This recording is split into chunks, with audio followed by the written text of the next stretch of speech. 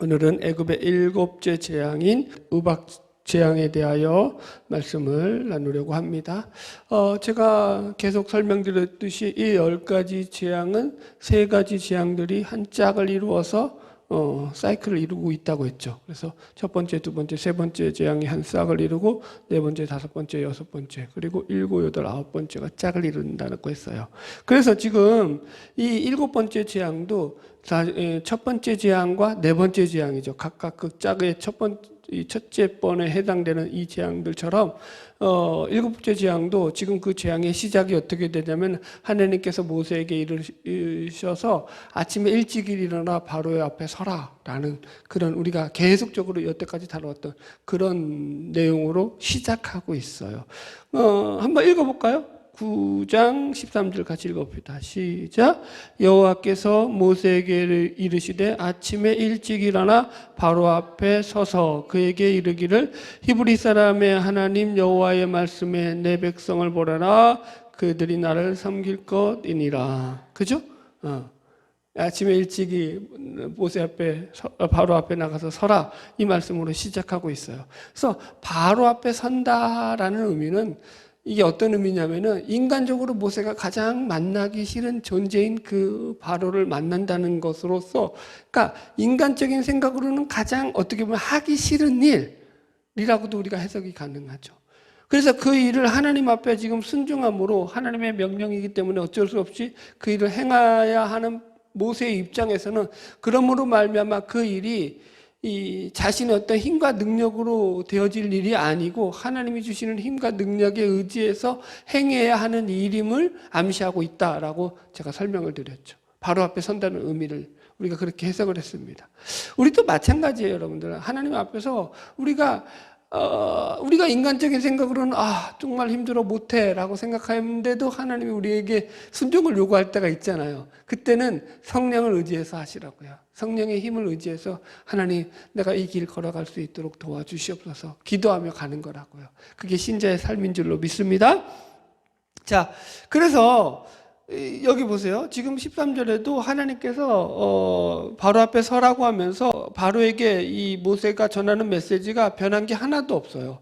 똑같죠. 하나님 여호와의 말씀에 내 백성을 보내라 그들이 나를 섬길 것이니라. 그죠? 내 백성을 보내라. 그래서 그들로 나를 섬기게 하게 해라 라는 메시지가 계속적으로 지금 똑같이 동일한 메시지로 이스라엘 백성들을 건져내신 하나님의 목적으로서 바로에게 이 모세가 계속 이야기하게 합니다. 자, 그런데 14절 보세요. 계속 읽어봅시다. 시작. 내가 이번에는 모든 재앙을 너와 내 신하와 내 백성에게 내려 온 천하에 나와 같은 자가 없음을 내가 알게 하리라. 보세요. 지금 하나님께서 바로에게 내리는 그런 메시지는 변한 게 없다고요. 똑같죠. 모세를 통해서 내리는 메시지가 똑같은데, 그런데 여기서 보면은 메시지는 똑같은데 거기 속에서 메시지를 듣지 않는 이 바로를 향해서 내려지는 재앙의 내용들이 이제는 점점점 더 강화되고 있다는 것을 우리가 확인할 수 있어요. 음악으로 치면은 크리센도, 점점 더 세게. 무슨 말인지 이해하시겠죠? 자, 보세요. 지금 재앙이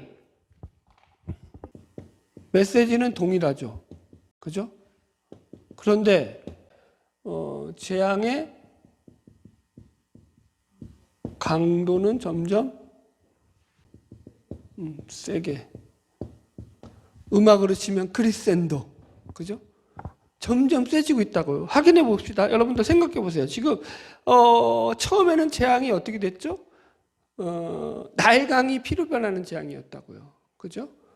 그 다음에 개구리, 개구리 재앙. 그 다음에 이재앙. 그 다음에 파리재앙. 그죠? 그건 견딜만 해요. 그러다가 이제 5번째부터 피계입파 하다가 이제 5번째면서 악독 나오죠. 악종인데 우리식으로 하면은 돌림병. 그죠? 돌림병 재앙이죠. 그런데 돌림병이 이게 인간에 대한 돌림병이 아니라 가축에 대한 돌림병 재앙으로 나왔죠. 그 다음에 독종 재앙이 나오죠. 심한 전염 피부병 같은 것들. 그죠? 거기서 이제 사람이 점점 그때부터 이제 죽어나가기 시작해요. 6번째 재앙에서. 그죠? 그러다가 이제 7번째 재앙으로 오니까 어떻게 되는 거예요? 이제는 우박을 통해 가지고 하나님께서 애굽의 농작물을 쑥대밭이 되게 만들죠. 이제 우리가 확인하겠지만, 그래서 이제 그 농작물이 쑥대밭 된다는 것은 인간의 생계와 직접적으로 연결된 부분을 하나님이 이제 건드리신다는 거예요. 생명과 관계되는 부분들, 그죠? 그리고 나서 마지막에는 장자를 죽이시는 재앙까지 가죠. 재앙이 세진단 말이에요. 그러니까 이런 말씀들을 보면서 우리가 기억해야 할 것은 하나님께서 우리 인간들에게 회개하고 돌이킬 수 있는 기회도 주시지만 그 기회를 외면하고 하나님을 외면하는 인간들에게는 하나님께서 그 심판을 결코 멈추시지 않으신다라는 거죠. 그래서 이런 메시지를 통해서 우리는 경고하시는 하나님이라는 것을 우리가 확인할 수 있습니다. 제가 이렇게 비유를 들어볼게요. 고집 센 사람과 고집 센 사람이 싸워요. 그럼 누가 이길까요? 더 고집 센 사람. 맞아, 정답이죠? 자, 그러면은 바로의 고집이 세요? 하나님의 고집이 세요? 바로도 고집이 엄청 세요, 지금. 그런데 이 바로의 고집은 인간의 고집이잖아요. 길어봤자 뭐예요? 100년이죠. 하나님의 고집은 영원이죠. 100년과 영원히 싸우면 누가 이겨요? 영원히 이기죠. 그러니까 바로가 미련하니까 이걸 모르는 거예요. 그러니까 이 하나님 앞에서 계속 자기 고집을 부리니까 더 재앙을 당하고 더 고난을 사서 당하는 것과도 마찬가지죠, 여러분들. 자, 계속 본문을 이제 읽어나갑시다. 15절로 16절. 내가 손을 펴서 돌림병으로 너와 내 백성을 쳤더라면 내가 세상에서 끊어졌을 것이나 내가 너를 세웠음은 나의 능력을 내게 보이고 내 이름이 온 천하에 전파되게 하려 하였음이니라. 아멘. 여기서 재미있게 나오죠. 재미있는 말이 나오죠. 하나님께서 너희들 세상에서 끊으려 치면은 내가 돌림병으로 너희들 쳤으면 벌써 너희들 다 생명이 죽고 너희들을 벌써 이제 다 너희들 미래도 없다. 끝장났다라는 거예요. 여기서 돌림병은 이게 데베르라는 말로 우리가 가축 돌림병 5째 재앙에서 했어요. 근데 거기서는 가축에 대한 돌림병이었잖아요. 이해하셨죠?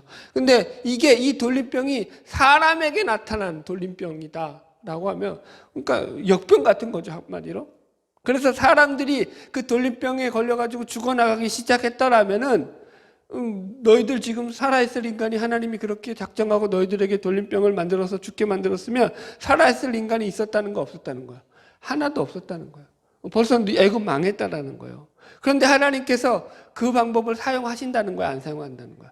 여기서 지금 하나님께서 그걸 안 쓰신다고요, 여러분들. 왜 그러느냐? 16절에 내가 너를 세웠으면 나의 능력을 내게 보이고 내 이름이 온 천하에 전파되게 하려 하였습니다. 그러니까 하나님께서 온 세상의 주관자요, 섭리자요, 통치자이심을 알리시기 위해서 일을 하시는데 그렇게 일을 안 하신다라고 하는 거예요. 하나님을 알리시는 목적으로서. 말이 이해될 듯도 하고 이해 안 될 듯도 하죠, 여러분들. 자, 거기에 대한 보충 설명은 17절에 이렇게 말해요. 같이 읽읍시다. 시작. 내가 여전히 내 백성 앞에 교만하여 그들을 보내지 아니하느냐. 그러니까 하나님이 바로를 책망하는데 뭐라고 책망하느냐? 네가 교만하다는 거예요. 네가 애굽의 왕이 된 것이 내가 너를 세웠다라고 여기 나오잖아요. 그죠? 16절에도 내가 너를 세웠음은 이렇게 나오죠. 그러니까 애굽의 바로 왕이 자기 집안의 혈통 따라서 자기가 뭐라 그러죠? 그거 왕족의 집안에서 태어나서 왕이 된 것 같지만 그 모든 인간의 역사와 그 흐름 속에서는 그 속에서도 하나님의 역사와 섭리 가운데서 모든 것이 이루어진다라는 이 이야기 아니에요. 그죠? 그래서 하나님께서 세운 것인데 그럼에도 불구하고 이게 자기가 잘나서 애굽의 왕이 된 줄 알고 교만해서 하나님을 지금 전혀 무시하고 있다 이 얘기인 거죠. 지금 하나님은 애굽의 바로왕 앞에서 인간으로는 감당할 수 없는 엄청난 기적과 그죠? 어떤 이적들을 보이시면서 이 신적인 능력을 통해서 애굽왕 바로를 꺾고 계십니다. 그죠? 벌하시고 계시죠. 그래서 이것을 통해서 이게 사람이 정상적인 인간이라면 이 정도 얻어맞으면 어떻게 해야 돼요?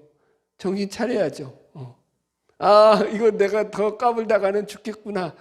이게 예수 믿는 신자들은 대부분 이게 빨라요. 하나님 앞에서 한 대 맞으면 하나님이 이게 사인인 줄 알죠. 그리고는 아이고 하나님 잘못됐습니다 하고 숙이고 나온다. 이게 신자들의 보통 정상적인 반응이거든요. 근데 하나님을 믿지 않는 세상 사람들은 완고하죠. 그래서 그게 하나님의 재앙이고 하나님의 심판인 것도 분간하지 못하고 그 속에서 계속 죄된 길을 걸어가더라는 거죠. 지금 바로도 그 얘기하는 거예요, 여러분들. 그래서 어떻게 보면은 하나님께서 단번에 이걸 갖다가 확 꺾으실 수 있단 말이에요. 단번에 돌림병을 통해서 애굽 사람들을 싹 다 죽게 만들어서 이것들 더 이상 못 가불게 할 수 있단 말이에요. 하나님이 그런데 그런 방법을 택하지 않으신다라는 거예요. 왜요? 하나님의 하나님 되심을, 역사의 주인 되심을 드러내시는 과정으로서 이 재앙도 이루어져 있기 때문인 거예요. 그래서 비록 어떻게 더디고 힘들고 늦게 간 것처럼 보일지라도 하나님께서는 그 하나하나의 재앙들을 통해서 애굽의 바로 왕과 그 신하들로 하여금 이스라엘 백성들이 믿는 저 여호와 하나님이라는 신이 실제로 존재하는 신이구나, 실제로 역사하는 신이구나를 똑똑히 깨달아 알게 하고 계시다라는 그런 지금 메시지가 되는 거예요. 여러분, 저는 그렇게 생각합니다. 지금도 하나님은 세상에 믿지 않는 자들이라고 해서 그냥 아무런 경고라든가 사인 없이 그냥 무작정 심판하시는 그런 분이 아니시라고요. 지금도 하나님은 모든 자들, 모든 인간들이 그 세상에 돌아가는 원리와 어떤 문제들을 보면서 하나님이 계심을 알게 하는 그런 상징들을, 사인들을 계속 보내고 계시죠. 예를 들어서 자연재해라든가 이번에 코로나 바이러스 같은 경우들도 우리들은 얼마든지 그 속에서 하나님의 경고하심을 캐치해낼 수 있죠. 우리 신자들은 그걸 느끼잖아요. 그죠? 그것이 그냥 이루어지는 것이 아니라 인간의 죄악됨으로 인해서 하나님께서 내리시는 심판에 대한 경고로서 우리에게 주어지는 일들이라는 것을 우리는 알고 깨닫고 그래서 조심을 하죠. 그러나 세상은 그러는가요?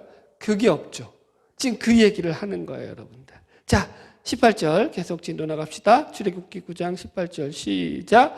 내일 이맘때면 내가 무거운 우박을 내리니니 애굽 나라가 세워진 그날로부터 지금까지 그와 같은 일이 없었더라. 자, 이제 애굽에 우박을 내린다 하고 하면서 이런 그 첨가된 말이 뭐냐면은 애굽 나라가 세워진 그날로부터 지금까지 그와 같은 일이 없었다라고 이 단서가 붙죠. 왜 그러냐면은 애굽이라는 나라, 이집트라는 나라는 뭐예요? 더운 나라예요. 그죠? 열대 기후에 해당하는 나라란 말이에요.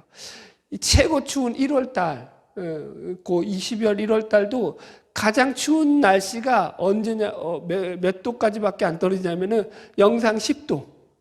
영상 10도가 최고 추운 날씨예요. 우리나라 오면 얼어 죽어요. 그래서 그 사람들은 영하권에서 살아보질 못했어요. 눈을 구경을 못하는 나라예요. 이해하셨죠? 최고 추위가 영상 10도인데 그러면 얼음이 얼 수 있어요? 없어요? 우박은 어떻게 생겨요? 물이 얼어서 얼음의 결정체로서 떨어지는 게 우박이잖아요. 근데 여기 우박이 어떤 우박? 큰 우박이라고요. 무거운 우박이라고요. 애굽에서는 이런 게 한 번도 실제적으로 자연적인 현상으로는 이루어지지 않는 나라라고요. 그래서 이런 우박의 재앙이 없었다고요. 이 역사 속에서. 그런데 그러니까 지금 하나님 이 우박을 내린다는 건 이게 이 자연의 섭리 속에서 어쩌다가 나타나는 현상이에요? 아니면 초자연적으로 기적적으로 하나님께서 일으키시는 현상이에요? 2번이죠. 지금 그 얘기 하시는 거예요, 지금. 그래서 우박재앙이 지금 의미가 있는 거죠. 자, 이 19절부터 계속 읽읍시다.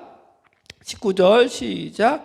이제 사람을 보내어 내 가축과 내 들에 있는 것을 다 모으라. 사람이나 짐승이나 무릇 들에 있어서 집에 돌아오지 않는 것들에게는 우박이 그 위에 내리리니 그것들이 죽으리라 하셨다 하라 하시니라. 이 말씀도 참 재미있죠. 하나님께서 우박을 내리시는데 그냥 내리시지 않고 경고하시잖아요. 내가 우박을 내리니까 집에 들어오지 않는 것들은 다 죽을 거야. 들에 있는 것들은 다 죽을 거야. 그러니까 다 너희들 들에 있는 가축이나 우양들을 다 집으로 들여. 라고 경고하신다고요. 피할 길을 마련해 주시고 지금 심판을 하신다고요. 그죠? 자, 20절 계속 읽읍시다. 시작.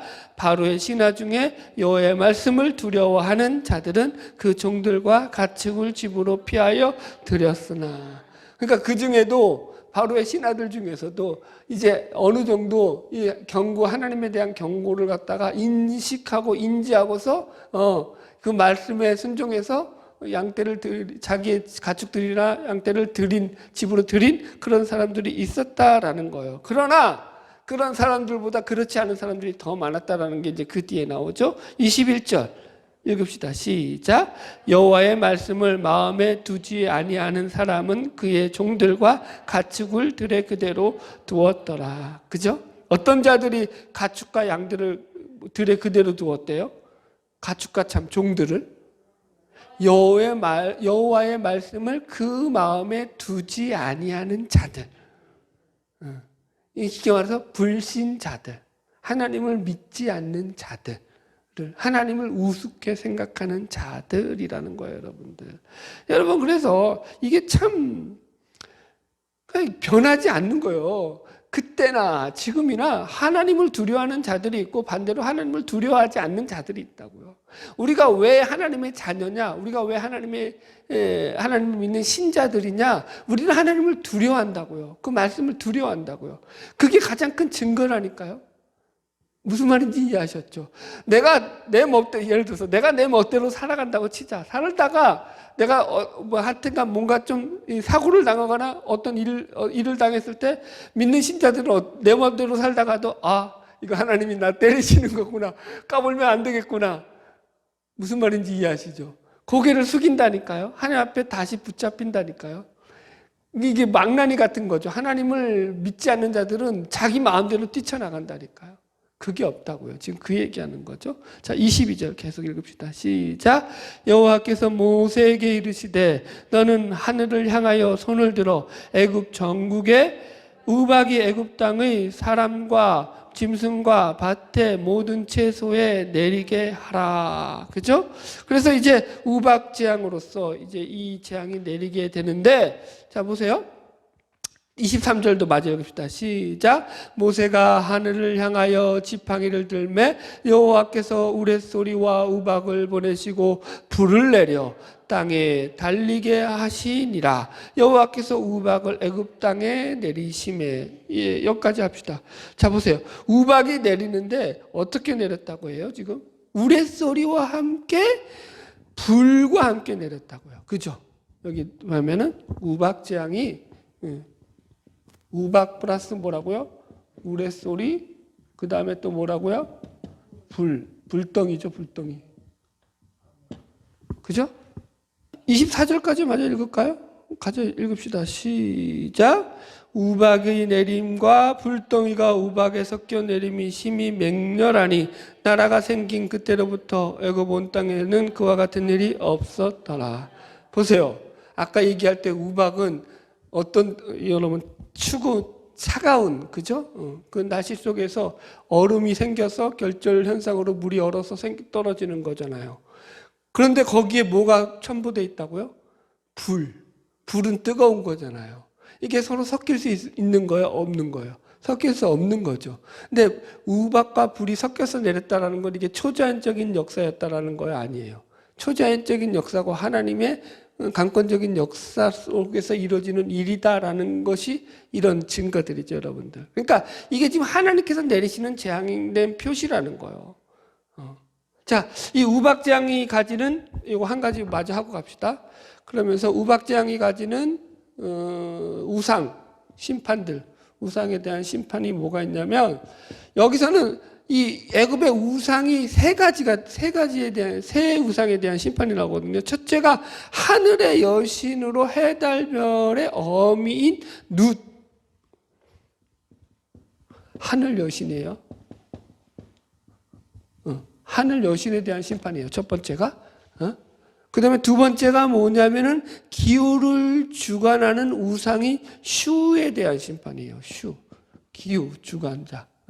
기후의 신이에요. 날씨의 신. 그죠? 세 번째가 무슨 시냐면은 폭풍과 농작물의 수호신인 셋. 폭풍, 농작물. 네. 그래서 여기 우박지향에서는 무려 애굽의 신 셋이 아작나는 거예요. 하나도 아니고. 그런데 다 한자야, 재밌게. 놋, 눕, 슈, 셋. 발음이 어렵긴 한데 여튼 그래요. 이 세 신이 여기서는 다 박살나는 거예요. 니들이 아무리 하늘 여신에게 빌어봤자 하늘의 문을 열고 닫으시는 이는 여호와 하나님이라는 거죠. 그죠?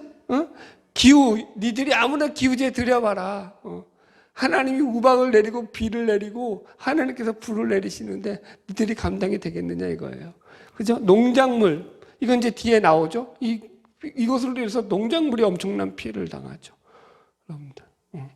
그래서 이런 애굽의 우상들 셋을 한꺼번에 다 하나님께서 박살을 내시면서 너희들이 믿고 섬김에 따르는 그런 우상의 신들이 얼마나 무력하고 무가치한 존재들인 것을 너희들이 깨달아 알아라. 그런 메시지가 담겨져 있는 거죠. 할렐루야.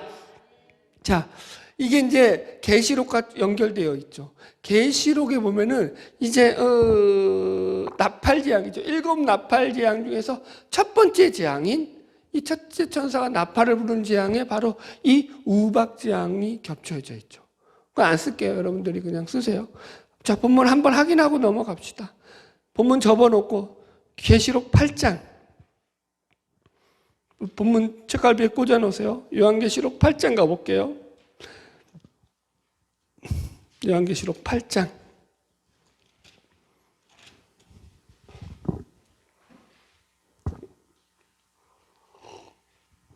이게 그러니까 제일 첫 번째 재앙이에요. 제일 처음에 하나님께서 이 세상에 내리는 재앙 가운데 그 첫 번째 나팔 재앙의 첫 번째 나팔 재앙. 이 우박 재앙이 나오죠. 자, 계시록 8장 6절로 7절. 요한계시록 8장 6절에서 7절. 요한계시록 8장 6절에서 7절이에요. 같이 읽을게요. 시작. 7 나팔을 가진 7 천사가 나팔 불기를 준비하더라. 첫째 천사가 나팔을 부니 피 섞인 우박과 불이 나와서 땅에 쏟아짐에 땅의 3분의 1이 다 버리고 수목의 3분의 1도 다 버리고 각종 푸른 풀도 다 버렸더라. 이렇게 나오죠. 그래서 여기서도 이 우박이 불과 함께 떨어지는데 여기서는 피 섞인 우박으로 나오죠. 피가 섞였다라는 의미는 뭐냐면 하나님이 인간들의 생명에 영향을 주는 그런 재앙으로 사람들의 생명도 앗아가는 그런 재앙이었다라는 것에서 피가 섞인 재앙으로 나오죠. 그래서 우박이면서 불이 함께 나오죠. 이 재앙에. 그러면서 뭐가 나오냐면 3분의 1이 다 멸절당하죠. 여기서 재밌는 게 뭐냐면, 그래서 이게 이제 우박으로 당하는 피해도 있는데, 여기 보면은 뭐가 더 피해가 커요? 우박에 대한 피해보다는 불로 당한 피해가 훨씬 커요. 다시 보면은, 보세요. 7절, 첫째 천사가 나팔을 부니 피 섞인 우박과 불이 땅에서 불이 나와서 땅에 쏟아짐에 땅의 3분의 1이 타버리고, 뭐에 타는 거예요? 불에 타는 거죠. 불에 타버리고 수목의 3분의 1도 불에 타버리고 각종 푸른 풀도 불에 타버렸더라. 그러니까 우박과 불재앙인데 피해를 주는 더 큰 피해를 주는 게 뭐예요? 우박보다는 불이죠. 불. 여기 계시록에서는 다 태워버리죠. 그래서 이 재앙 속에서 우박과 불 재앙 속에서 계시록에서 이게 상징하는 것들이 뭐냐면 구약에서도 마찬가지고 불의 재앙이 상징하는 게 뭐냐면 기근을 상징해요. 기근. 이해하셨죠? 여기 출애굽기 다시 본문으로 오면 그래서 이 출애굽기의 우박 재앙에서도 바로 이런 기근에 농작물에 피해가 가는 재앙이 같이 따라온다고요. 확인하겠습니다. 다시 출애굽기로 옵시다. 출애굽기 9장 23절 읽었나요? 23절, 24절 읽었죠. 자, 25절 봅시다. 25절. 24절 안 읽었어요? 25절 그러니까 25절 26절 시작. 우박이 애굽 온 땅에서 사람과 짐승을 막론하고 밭에 있는 모든 것을 쳤으며 우박이 또 밭에 모든 채소를 치고 들의 모든 나무를 꺾었으되 이스라엘 자손들이 있는 그곳 고센 땅에는 우박이 없었더라. 보세요. 우박이 내려가지고 어떻게 했다고요? 밭에 있는 모든 것을 쳤다고. 채소를 치고요. 들의 모든 나무를 꺾었다고요. 그래서 피해가 어디로 가나 보세요. 그 밑에 보면은 몇 절에 나와요. 여기 30절, 31절, 32절 같이 읽읍시다. 시작. 그때 보리는 이삭이 나왔고 삼은 꽃이 피었으므로 삼과 보리는 상하였으나 이렇게 나오죠. 그죠? 이해하셨죠? 그러니까 그 당시 이게 이제 삼과 보리가 나온 시기가 언제냐면은 바로 1월 달 그쯤이에요. 1, 2월 정도 되는 시기, 애굽의 날씨로. 그래서 이때 애굽에서 보리의 싹이 피고 삼의 꽃이 피는 시기예요. 그래서 보리와 삼을 못 거두게 되죠. 다 망가졌기 때문에. 자, 그런데 32절 보세요. 시작. 그러나 밀과 쌀보리는 자라지 아니한 고로 상하지 아니하였더라. 아직 밀과 보리는 쉽지 않았다. 그래서 하나님께서 재앙을 내리시지만 완전하게 멸하는 재앙은 아니게 내리시죠. 그럼에도 불구하고 심한 기근으로 고통을 당하게 하시죠. 여기서도 그죠? 농작물을 당장 그걸 먹어야지, 그걸 수확해야지. 그 다음에 다른 걸 심고 그 수확할 때까지 그 농작물로 견디는 거 아니에요. 지금 그게 못하게 된 거라고요, 지금. 그래서 이 지금 재앙이 내리는 이 우박 재앙과 같이 연결되는 게 뭐냐면 기근이죠, 기근. 기근이 같이 따라오게 농작물의 피해를 통해서 기근을 통해 가지고 사람들에게 이제는 그 생명과 연결된 직결된 일들의 재앙으로서 이 재앙들이 일어나고 있다. 자, 계속 확인하겠습니다. 27절로 돌아갑시다. 그래서 27절 8절 시작. 바로가 사람을 보내어 모세와 아론을 불러 그들에게 이르되 이번은 내가 범죄하였노라. 여호와는 의로우시고 나와 내 백성은 악하도다. 28절 읽죠. 여호와께 구하여 이 우레소리와 우박을 그만 그치게 하라. 내가 너희를 보내리니 너희가 다시는 머물지 아니하리라. 아멘. 지금 바로가 다급해졌어요. 얼마나 다급했으면 내가 여기 보니까 모세와 아론을 불러 그들에게 이르되 이번에는 내가 범죄하였노라. 내가 죄인이다. 왕이 지금 일반 백성에게 내가 죄인이다, 내가 범죄했다 이런 말 하기 쉬워요, 어려워요? 어렵죠. 그러니까 지금 얼마나 상황이 다급한지를 이해하시겠죠. 그렇다라는 것은 우리가 다시 앞으로 돌아가서 유추할 수 있는 게 뭐냐면은 애굽에 내린 이 우박 재앙의 그 피해가 아주 별로였다 아니면 극심했다. 극심했다라는 걸 상징하는 거예요. 그러니까 애굽의 이 사람들이 하나님의 경고의 말씀을 듣지 않고 이 들녘에다가 가축들을 풀어놓고 그리고 종들을 풀어놔서 그렇게 피해를 당하는 것들이 많았다는 거예요. 적었다라는 거예요. 많았다라는 거예요. 그래서 조금만 더 이 우박 재앙이 계속됐다가는 애굽이 다시 회복되지 못할 큰 피해를 당할 것 같으니까 이제 이것을 멈추게 하기 위해서 바로 왕은 급한 나머지 내가 범죄하였다라고까지 지금 이야기를 하고 있더라는 거죠. 자, 29절 계속 읽읍시다. 시작. 모세가 그에게 이르되 내가 성에서 나가서 곧 내 손을 여호와를 향하여 펴리니 그리하면 우레소리가 그치고 우박이 다시 있지 아니할지라 세상이 여호와께 속한 줄을 왕이 알지니라. 아멘. 이제 하나님께 지금 자기가 바로 나가서 하나님 앞에 손을 들어서 기도해서 이 우박 재앙을 멈추게 하겠다 이렇게 얘기하고요. 여러분 이게 자연재해라고 한다면 이게 지금 내가 멈추고 말고 할 수 있는 거예요, 없는 거예요? 무슨 말인지 어려워요? 내가 나가서 지금 비가 오는데 이게 비에서 너무 비가 많이 왔어. 내가 이제 그냥 하나님 비를 멈춰주세요 하면 비가 멈춰. 그게 돼요, 안 돼요? 그게 안 된다고요. 그런데 지금 모세는 그렇게 하겠다고 하는 거예요. 그렇다라는 것은 이 재앙이 하나님께서 내리신 재앙이라는 가장 큰 또 증거가 되는 거죠. 여러분 하나님께서 우주 만물의 통치자여 주관자이심을 믿으시기 바랍니다. 자, 30절 읽읍시다. 시작. 그러나 왕과 왕의 신하들이 여호와 하나님을 아직도 두려워하지 아니할 줄을 내가 아나이다. 자, 모세가 그럼에도 불구하고 지금 하는 말이 뭐냐면 아직도 니들은 갈 길이 멀었다. 그죠? 그래도 지금 벌써 7번째까지 왔어요. 거의 다 왔어. 8, 9. 아직도 그런데 3개나 남았다고. 그러니까 지금 모세는 이들의 그 하는 행동들이 아직도 하나님을 두려워하지 않고 하는 척만 하는, 신용만 하는 거죠. 이걸 이제 모세가 아는 거예요, 여러분들. 여러분들, 그러니까 영적인 것도 마찬가지예요. 하는 척, 신용만 하는 것과 실제로 그렇게 하는 게, 그러면 사람이 봐도 안다니까요. 그래서 믿음은 날마다 하나님 앞에서 우리가 우리의 진심을 가지고, 우리의 성실함을 가지고 하나님께 나아가야 될 줄로 믿습니다. 할렐루야. 자, 31절 읽었죠? 31절 2절 같이 또 그래도 읽읍시다. 시작.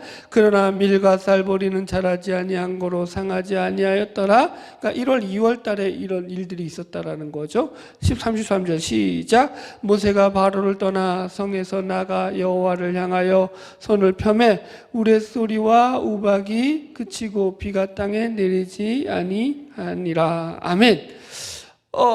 그래서 모세가 나가서 기도하니까 드디어 이제 하나님께서 이 우레와 우박을 멈추게 하십니다. 34절, 35절 계속 읽다 시작. 바로가 비와 우박과 우레소리가 그친 것을 보고 다시 범죄하여 마음을 완악하게 하니 그와 그의 신하가 똑같더라. 바로의 마음이 완악하여 이스라엘 자손을 내보내지 아니하였으니 여호와께서 모세에게 말씀하신과 같더라. 아멘. 결국은 바로가 그러니까 또 그 마음을 완악하게 하더라. 하나님의 말씀을 듣지 않더라. 그렇게 이야기하는 거예요, 여러분들. 자, 한번 여러분들 우리가 오늘 말씀을 정리하면서 생각해 봅시다. 자, 지금 벌써 6번 넘게 당했단 말이에요. 어떤 피해를, 그죠? 애굽인들의 입장에서 보면은 하나님의 심판의 경고 속에서. 그렇다면은 7번째쯤 왔으면 이제 모세가 하는 말에 하나님의 경고에 대한 말씀을 들었을 때 조심해야 돼요, 안 해야 돼요? 상식적으로 생각하면. 조심해야겠죠. 한두 번도 아니잖아요. 7번째잖아. 정상적이면은, 이번에도 정말로, 그럴 확률이 90%야, 내가 볼 때는. 70%는 넘어, 최소한. 7번째니까. 그러면은, 자기 가축들과 종들을 집으로 들여야죠. 들여 내보내지 말라. 다 죽을 거다 그랬는데. 그래야 안 그래요? 말을 들어야 돼요, 안 들어야 돼요? 들어야 돼요. 그런데 지금 들었다는 거야, 안 들었다는 거야? 안 들은 애굽인들이 훨씬 더 많았다라는 얘기예요. 왜 그러냐라는 거죠. 왜 그러냐, 여러분들. 그러니까 이게 하나님을 믿지 않는 자들의 완악함이다라고 성경은 설명한다고요. 완악함이다. 그 마음의 무거움이다. 그 마음이 무거운 돌처럼, 딱딱한 돌처럼 굳어져 있어서 하나님을 향해서 그 마음을 열지 않고 있기 때문이다라고 설명을 한다고요.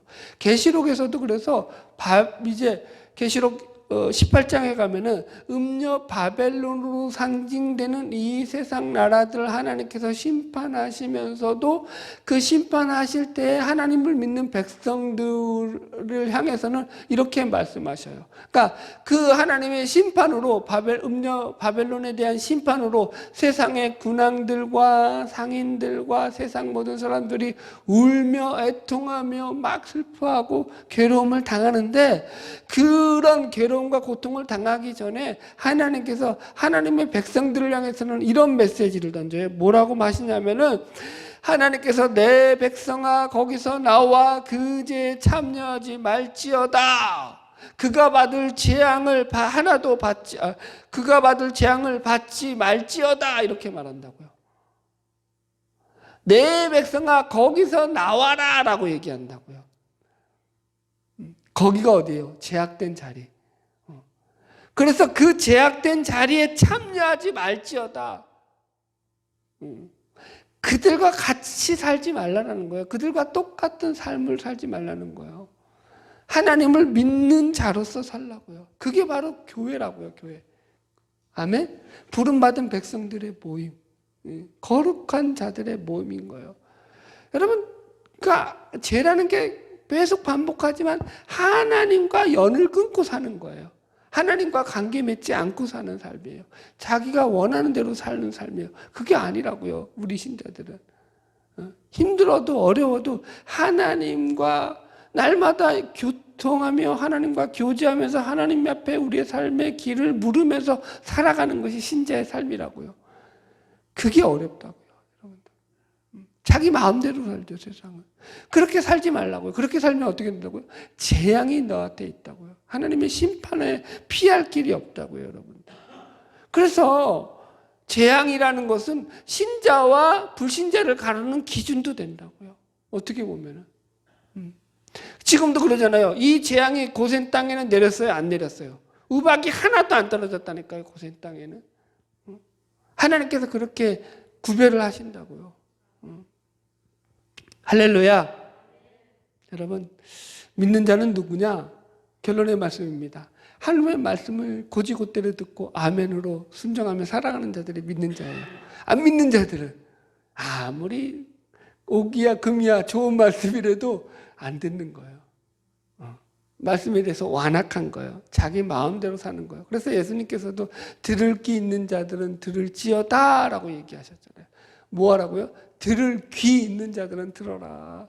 그냥 귀만 달려있다고 듣는 게 아니라고요. 그 말씀을 듣고 아멘으로 화답하는 자가 복된 자인 줄로 믿습니다.